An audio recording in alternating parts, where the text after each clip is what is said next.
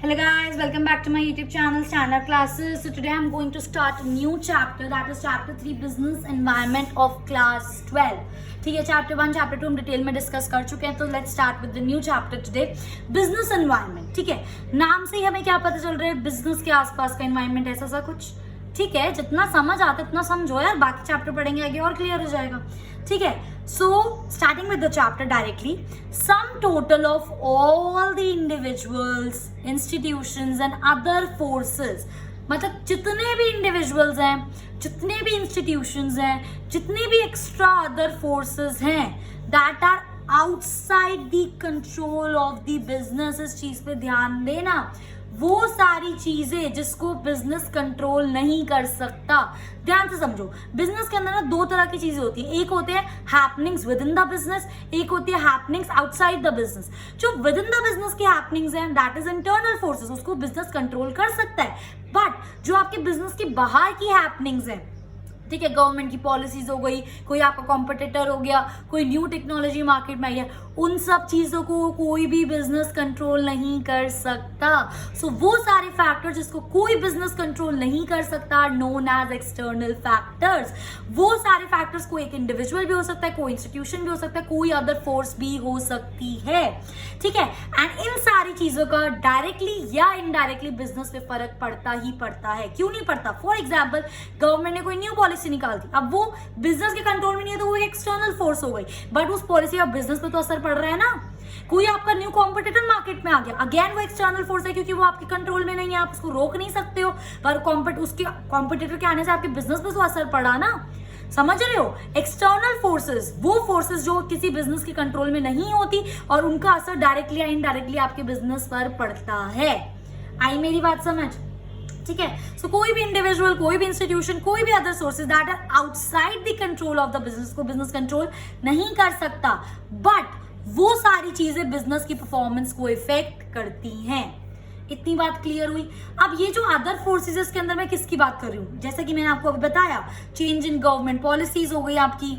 ठीक है, suddenly technology development हो गया, कोई पॉलिटिकल अनसर्टेनिटी चल रही है between opposition and the current party, या फिर triangle means change in consumer preference. आप कोई ऐसी चीज सेल कर रहे हो बट सडनली एक न्यू ट्रेंड मार्केट में आता है, कंज्यूमर का प्रेफरेंस चेंज हो जाता है, तो अब आपका वो सामान कौन खरीदेगा? तो उसका डायरेक्टली आपके बिजनेस पर असर पड़ेगा.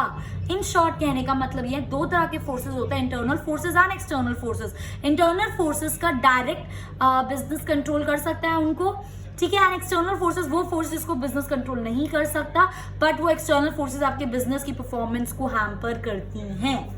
इतनी बात क्लियर हुई? इसको बोलते हैं हम बिजनेस एनवायरनमेंट. बिजनेस एनवायरनमेंट वो एनवायरनमेंट जिससे बिजनेस घिरा हुआ है, उस एनवायरनमेंट में वो सारी एक्सटर्नल चीजें जो एक बिजनेस को इफेक्ट कर रही हैं. क्लियर? इसी के बेस पे फीचर्स ऑफ बिजनेस एनवायरनमेंट, ये वही डेफिनेशन. ठीक है, अब मैंने हमेशा बोला बिजनेस पढ़ाते टाइम, जब भी आप किसी डेफिनेशन के फीचर्स निकालते हो, वो उस डेफिनेशन को ब्रेक करके ही बनते हैं. तो कोई स्टूडेंट अगर फीचर्स भूल जाता है एग्जाम में, कोई टेंशन मत लेना, अपनी डेफिनेशन को ब्रेक करके लिख देना, आप आराम से 5 से 6 फीचर्स लिख पाओगे. Moving on to features of business environment, सबसे पहले आता है हमारा टोटलिटी ऑफ एक्सटर्नल फैक्टर्स. जितने भी सारे टोटल जितने भी एक्सटर्नल फैक्टर्स हैं जो बिजनेस के कंट्रोल में नहीं है और वो बिजनेस को इफेक्ट करेंगे ही करेंगे, डायरेक्टली या इनडायरेक्टली, पर करेंगे जरूर. ठीक है, so business environment includes all the external forces which are not in control of the business. ये मेरा बिजनेस है, ये मेरा एनवायरनमेंट है, तो इस एनवायरनमेंट के अंदर जितने भी आपके एक्सटर्नल फोर्सेस होंगे जिसको बिजनेस कंट्रोल नहीं कर सकता, that is totality of external forces which are out of the control of the business, and वो बिजनेस की परफॉर्मेंस को इफेक्ट कर रही हैं. Simple. Moving on, specific and general forces. अब ये जो फोर्सेस होती है ना गाइस, दो तरह की होती है. एक होती है आपकी स्पेसिफिक फोर्सेस और एक होती है आपकी जनरल फोर्सेस. स्पेसिफिक फोर्सेस वो फोर्सेस होती हैं जो डायरेक्टली बिजनेस को इफेक्ट कर रही है.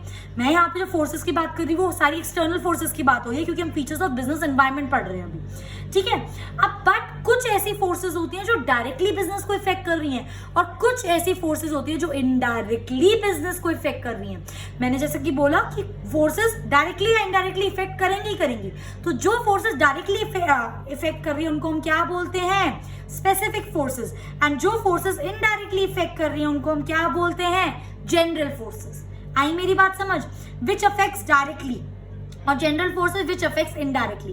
डायरेक्टली कौन कौन हो गया? आपके कॉम्पिटिटर्स, इन्वेस्टर्स हो गए, ठीक है, ये डायरेक्टली आके आपके बिजनेस को इफेक्ट कर रहे हैं। बट इनडायरेक्टली मतलब जैसे कोई गवर्नमेंट की पॉलिसी, कोई लीगल लॉ पास हो गया, कुछ भी ऐसा जो डायरेक्टली आपके बिजनेस से रिलेटेड नहीं है पर उसका असर कहीं ना कहीं आपके बिजनेस पर पड़ रहा है। सबसे बेस्ट एग्जाम्पल होता है इसका जीएसटी। जब गवर्नमेंट ने जीएसटी इंट्रोड्यूस करा, जब हमारा जीएसटी इंट्रोड्यूस हुआ तो गवर्नमेंट एक न्यू लॉ निकाला, बट उसका असर सारे दुनिया भर के छोटे से बड़े लेकर बिजनेस पर पड़ रहा था। That was a general force. आई मेरी बात समझ? और GST is also part of external environment, क्योंकि किसी भी बिजनेस के हाथ में नहीं था जीएसटी, गवर्नमेंट को निकालना था, उसने निकाला for the benefit of the country. Clear? Next आता है आपका इंटर रिलेटेडनेस। ऑब्वियस सी बात है, ऑब्वियसली बिजनेस के आसपास जितनी भी चीजें हैं बिजनेस एनवायरनमेंट में, they are interlinked to each other, they are inter related to each other, ठीक है। So each and every activity of business is related to each other. Simple सी बात है, बिना रिलेशन के तो आपकी एक्टिविटीज आगे बढ़ ही नहीं सकती, ठीक है। Moving on to dynamic nature, ये सबसे इंपॉर्टेंट चीज है। बिजनेस एनवायरनमेंट का डायनामिक नेचर होता है, इसका मतलब क्या होता है ये समझो। Business environment is dynamic in nature means business environment continuously change होता है, वो कभी भी फिक्स नहीं रहता। That's why it is dynamic in nature. कभी बिजनेस एनवायरनमेंट में कोई और टेक्नोलॉजी है, कभी कोई और गवर्नमेंट पॉलिसी है, कभी कुछ है, कभी कुछ है, कभी कुछ है, कॉन्स्टेंटली चेंजेस हो रहे हैं, कोई स्टेबलाइजेशन नहीं है आपके बिजनेस एनवायरनमेंट में। समझ रही हो मेरी बात? That's why business environment is dynamic in nature because it keeps on changing. So business environment is very dynamic and it keeps on changing, ठीक है। अनसर्टेनिटी, ये तो हम सबको पता है कि future is very uncertain, right. किसी को नहीं पता कल क्या होगा। मुझे नहीं पता मेरा बिजनेस है कल बिजनेस एनवायरनमेंट में क्या हो जाए, कल कौन सा कॉम्पिटिटर मार्केट में आ जाए, कल कोई सडनली मोदी जी आए फिर से अनाउंसमेंट कर दे, कोई और लॉ उन्होंने एकदम से पास कर दिया। इट इज वेरी अनप्रेडिक्टेबल, है ना। So as it is very difficult to predict the future, this business environment is very uncertain. इसलिए तो बिजनेस एनवायरनमेंट में बहुत ज्यादा अनसर्टेन हो गया। एनवायरनमेंट में कभी भी कुछ भी हो सकता है, किसी ने फ्यूचर नहीं देखा, है ना। सो business environment is very dynamic, it keeps on changing. Business environment is very uncertain, आप प्रेडिक्ट नहीं कर सकते कल को क्या हो जाए। थर्ड आता है business environment is very very very complex because business environment consist of so many components जो आपके बिजनेस से डायरेक्टली या इनडायरेक्टली रिलेटेड हैं। As it consist of various elements therefore it is a complex phenomena, क्योंकि बहुत सारे elements होते हैं आपके बिजनेस एनवायरनमेंट में, तो इसलिए उसको स्टडी करना बिजनेस एनवायरनमेंट को बहुत ज्यादा डिफिकल्ट और कॉम्प्लेक्स फिनोमेना है, ठीक है। So it is a complex phenomena that is relatively easier to understand in parts. क्योंकि आपका बिजनेस एनवायरनमेंट एक कॉम्प्लेक्स फिनोमेना है गाइस, इसलिए रादर देन उसको सारा एक साथ एनालाइज करने की बजाय या सारा एक साथ इवैल्यूएट पढ़ने की बजाय उसको छोटे छोटे पार्ट्स में एनालाइज करो, छोटे छोटे पार्ट्स में इवैल्यूएट करो। बोलते हैं ना कोई चीज, कोई क्वेश्चन आप मम्मा बचपन में बताती है, कोई क्वेश्चन बहुत ज्यादा डिफिकल्ट लगता है तो उसको एक एक लाइन करके पढ़ो। सेम केस है आपका बिजनेस एनवायरनमेंट के साथ, क्योंकि ये कॉम्प्लेक्स है तो उसको ब्रेक कर करके पढ़ो। आ रही है मेरी बात समझ, क्या बोलना चाह रही हूं मैं, ठीक है। आई होप गाइस ये चीज आपको क्लियर है। Okay, so this was all about the features of आपके बिजनेस एनवायरनमेंट। एक और इसके अंदर that is relativity. What is relativity? Business environment is a relative concept as a differ from country to country and region to region. ये तो obvious सी बात है, क्योंकि आपका जो बिजनेस एनवायरनमेंट है, अगर मैं इंडिया की बात करूँ तो इंडिया का बिजनेस एनवायरनमेंट कंप्लीटली डिफरेंट होगा यूएस के बिजनेस एनवायरनमेंट से, यूएस का बिजनेस एनवायरनमेंट कंप्लीटली डिफरेंट होगा पाकिस्तान के बिजनेस एनवायरनमेंट से, चाइना के बिजनेस एनवायरनमेंट से। समझ रहे हो मेरी बात? That's why it is relativity, that is business environment is a relative concept because ये reason to reason, country to country differ करता है। एग्जाम्पल है इसका, political condition of US is different from China, India, है ना। वहां की government कुछ और रूल्स निकालेगी, हमारी गवर्नमेंट कुछ और रूल्स निकालेगी। वहां पे इस टाइम एडवांस टेक्नो चल रही है आपकी यूएसए में, यहाँ पे इतनी एडवांस टेक्नो नहीं चल रही है। So different business environments are there in different countries and different region. That's why business environment is the relativity concept. आई मेरी बात समझ? बिजनेस एनवायरनमेंट क्या होता है? इसके अंदर सारे एक्सटर्नल फोर्सेस होते हैं। अब फोर्सेस हमारे स्पेसिफिक और जनरल दो तरह के होते हैं। बिजनेस एनवायरनमेंट इंटर रिलेटेड होता है, डायनामिक होता है, कॉम्प्लेक्स होता है, इट इज वेरी अनसर्टेन, आप इसको प्रिडिक्ट नहीं कर सकते, and at the same time it is a relativity concept. ठीक है, moving on to importance of business environment, कि हमारे लिए बिजनेस एनवायरनमेंट क्यों जरूरी है, why business environment is important.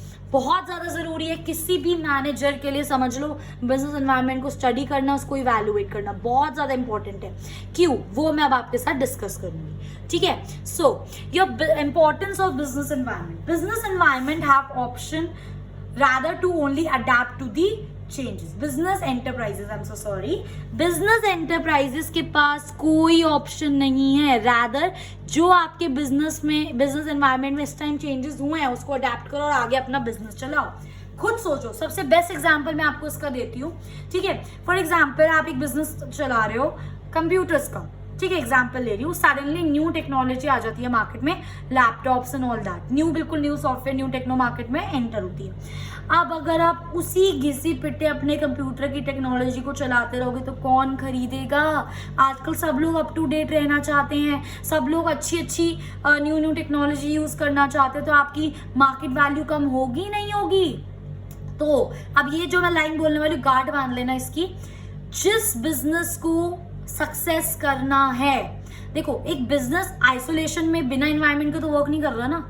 Business हमेशा एनवायरनमेंट में, हम लोग हमेशा एनवायरनमेंट में, उसी तरह बिजनेस भी एक बिजनेस एनवायरनमेंट में काम कर रहा है, आइसोलेशन में काम नहीं कर रहा। तो बिजनेस एनवायरनमेंट को आप हटा नहीं सकते हो, वो तो एवर टाइम 110% फैक्टर है जो रहेगा ही रहेगा। अगर आप अपना बिजनेस करोगे तो बिजनेस एनवायरनमेंट के अंदर ही आप अपना बिजनेस कर रहे हो। ठीक है, अब जो इंपॉर्टेंट बात मैं आपको बताने वाली थी, अगर एक बिजनेस को सक्सेसफुल होना है बिजनेस एनवायरनमेंट में, तो जो भी बिजनेस एनवायरनमेंट में चेंजेस हो रहे हैं वो उसको अडेप्ट करने पड़ेंगे। ये नहीं कि कंप्यूटर चला रही है भाई मैं तो कंप्यूटर ही बेचूंगी, कुछ भी हो जाए। भाई जब न्यू टेक्नोलॉजी आ गई, अगर आपको सक्सेसफुल होना है लॉन्ग रन में, तो न्यू टेक्नोलॉजी लाके उसको बेचो ना। सो जो भी आपके बिजनेस एनवायरनमेंट में चेंजेस है आपको उनको अडेप्ट करना ही पड़ेगा। नहीं करोगे तो लॉन्ग रन में सर्वाइव नहीं कर पाओगे। आ गई मेरी बात समझ? So a good understanding by a business manager allowed to identify, allocate, react to the external forces of the business. एक बिजनेस मैनेजर को जितनी ज्यादा अच्छी समझ होगी बिजनेस एनवायरनमेंट की, जितने अच्छे से वो बिजनेस एनवायरनमेंट को स्टडी करेगा, जितने अच्छे से वो उस बिजनेस एनवायरनमेंट को एनालाइज करेगा, जितने अच्छे से वो बिजनेस एनवायरनमेंट को आइडेंटिफाई करेगा, उतने अच्छे से वो अकॉर्डिंग टू द सिचुएशन काम कर पाएगा। आई मेरी बात समझ? इसलिए देख सकते हो बिजनेस एनवायरनमेंट कितना ज्यादा जरूरी है। उसी के बेस पे हमारे 6 पॉइंट्स है, 2 करके डिस्कस करते हैं। Firstly, identify opportunity and getting the first mover advantage. इसका मतलब क्या है कि जब कोई भी एक बिजनेस मैनेजर बिजनेस एनवायरनमेंट को पढ़ रहा है, स्टडी कर रहा है, एनालाइज कर रहा है, बहुत ज्यादा इंपॉर्टेंट है उसको अच्छे से एनालाइज करना, क्योंकि बिजनेस एनवायरनमेंट आपको बहुत सारी न्यू अपॉर्चुनिटीज दे रहा है। समझ रहे हो? तो जो मैनेजर उस बिजनेस मैन को जितना अच्छे से पढ़ेगा उसको वो अपॉर्चुनिटीज दिखेंगी, तो सबसे पहले जिसको अपॉर्चुनिटी दिखेगी वो उसको ले लेगा और उसका एडवांटेज, उसका फायदा उठाएगा as compare to the competitors. आई मेरी बात समझ? इसका सबसे बेस्ट एग्जांपल होता है मारुति उद्योग। ठीक है, मारुति कंपनी आपकी कार्स की, उसने क्या करा, उसने बिजनेस एनवायरनमेंट को अच्छे से एनालाइज करा और ये अपॉर्चुनिटी एक आइडेंटिफाई करी कि हाँ भाई छोटे लो क्लास पीपल या मिडिल क्लास फैमिलीज को छोटी कार्स की जरूरत है, इसलिए वो छोटी कार्स मार्केट में लेके आया और वो उस टाइम पर बहुत ज्यादा चला था, बहुत ज्यादा फेमस हुई थी वो चीज। सो जो बंदा बिजनेस एनवायरनमेंट को अच्छे से एनालाइज करेगा, स्टडी करेगा, वो अच्छे से अपॉर्चुनिटी आइडेंटिफाई कर पाएगा और जो सबसे पहले अपॉर्चुनिटी आइडेंटिफाई कर पाएगा ऑब्वियसली वो उसका फायदा उठाएगा। ठीक है, so opportunities are the external trends which helps to improve the performance of the business. Opportunities भी आपके एक्सटर्नल एनवायरनमेंट में प्रेजेंट है। अगर आप अपॉर्चुनिटी कोई ले रहते हो और उसको अच्छे से यूज करते हो तो आपके बिजनेस की परफॉर्मेंस ऑब्वियसली बेटर होगी। ठीक है, इन्वायरमेंट जो होता है आपका business environment provides many opportunities. जो अर्ली आइडेंटिफाई कर लेगा इन अपॉर्चुनिटीज को वो फायदा ले जाएगा कॉम्पिटिटर से पहले। ठीक है, so early identification of opportunity is very important before the competitors. और अर्ली आइडेंटिफिकेशन ऑफ अपॉर्चुनिटी तभी कर सकते हो जब बिजनेस एनवायरनमेंट को अच्छे से क्या करो, एनालाइज करो। आई मेरी बात समझ? Moving on to second topic, that is help firms to identify threat and early warning signals. अगर एक बिजनेस एनवायरनमेंट आपको अपॉर्चुनिटीज प्रोवाइड कर रहा है, एट द सेम टाइम वो आपको थ्रेट्स भी प्रोवाइड कर रहा है, दोनों चीजें बिजनेस एनवायरनमेंट में, अच्छी भी बुरी भी, अपॉर्चुनिटीज भी थ्रेट्स भी।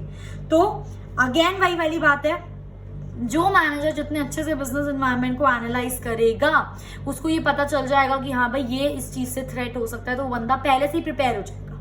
ठीक है, सो इसलिए स्टडी करना बहुत इंपॉर्टेंट है, पहले से ही it act as a warning कि भाई ये हो सकता है, इससे पहले से ही कुछ तैयारी करके चलो कि आगे जाके इफेक्ट ना हो। ठीक है, so threats are the changes. Threats क्या होती है? वो चीजें, ऐसे चेंजेस जो आपके बिजनेस की प्रोसीडिंग्स को हैम्पर कर सकते हैं। तो threats are the changes which will hinder organisation performance. Environment have opportunity plus threat, दोनों चीजें हैं। सो एनवायरमेंटल इवैल्यूएशन, जो एनवायरमेंट को अच्छे से इवैल्यूएट करेगा, helps the manager to identify the threat. एकदम से वो थ्रेट भी आइडेंटिफाई कर सकता है and it acts as a warning signal. आई मेरी बात समझ? Moving on to third topic, that is it helps in tapping useful resources.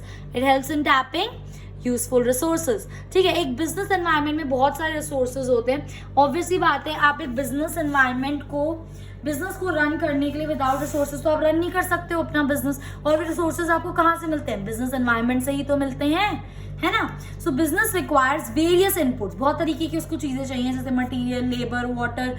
उसके अलावा फाइनेंसर्स, गवर्नमेंट की भी नीड होती है, सप्लायर्स की भी नीड होती है। तो ये सब चीजें आपको कहाँ मिलेंगी? बिजनेस एनवायरनमेंट में ही तो मिलेंगी। तो बिजनेस एनवायरनमेंट में जो जो आपके यूजफुल रिसोर्सेज है, आप उनको फटाफट से टैप करो, उनको यूटिलाइज करो, ताकि आप अपने बिजनेस को आगे चला सको। ठीक है, अब देखो मटेरियल, लेबर, वाटर, ये तो रिटर्न में आपसे कुछ नहीं मांग रहे, पर अगर कोई आपका फाइनेंसर हो गया, कोई गवर्नमेंट हो गई, सप्लायर्स हो गया, ये अगर आपको रिसोर्सेज प्रोवाइड कर रहे तो इन रिटर्न ये आपसे कुछ डिमांड कर रहे हैं, जैसे कि ऑल्सो ये देखो, ये प्रोवाइड करते हैं services according to their wish. Government, financer, suppliers, ये लोग जो भी सर्विसेज प्रोवाइड करते हैं, they provide according to their wish and expect something in return. Obviously बात है कि वो रिसोर्सेज प्रोवाइड कर रहे हैं तो उनको रिटर्न में कुछ ना कुछ चाहिए, जैसे कि गवर्नमेंट को क्या चाहिए? Tax to the government. Investors को क्या चाहिए? आपके फाइनेंसर्स को क्या चाहिए? आपका गुड रिटर्न ऑन इन्वेस्टमेंट। इसी भरोसे से तो वो आपको रिसोर्सेज प्रोवाइड कर रहे हैं। तो ये आपकी रिस्पॉन्सिबिलिटी है कि जो भी आप एनवायरनमेंट से इनपुट ले रहे हो अपने बिजनेस को रन करने के लिए, आप उनको इस तरीके से मॉडिफाई करो, इस तरीके से प्रोसेस करो कि आप जो फाइनल आउटपुट दो बिजनेस एनवायरनमेंट में, वो उनको चाहिए हो, वो चीजें उनको प्रोवाइड करो। देखो, thus they need to create a policy. एक बिजनेस इस तरीके की पॉलिसी क्रिएट करो that allow it to get resources, कि उसे रिसोर्सेज तो मिल गए, and convert them into useful resources. जो रिसोर्सेज मिले उनको एक यूजफुल रिसोर्स में कन्वर्ट करना, जो एनवायरनमेंट में जो लोग हैं उनको चाहिए, उन रिसोर्सेज को अच्छे आउटपुट में कन्वर्ट करना। आई मेरी बात समझ? नेक्स्ट आता है, it helps in coping up with rapid changes. Yes, जैसा कि मैंने आपको बताया, business environment is a dynamic concept and it keeps on changing.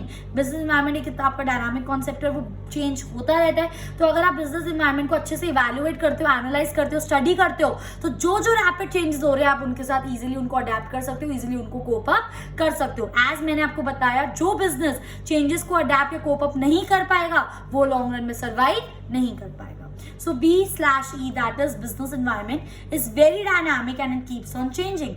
Turbulent market conditions. Turbulent का मतलब होता है guys confusing market conditions, अभी क्लियर नहीं है ना। लेस ब्रांड लॉयल्टी, लोग आपकी ब्रांड टुवर्ड्स लॉयल नहीं है।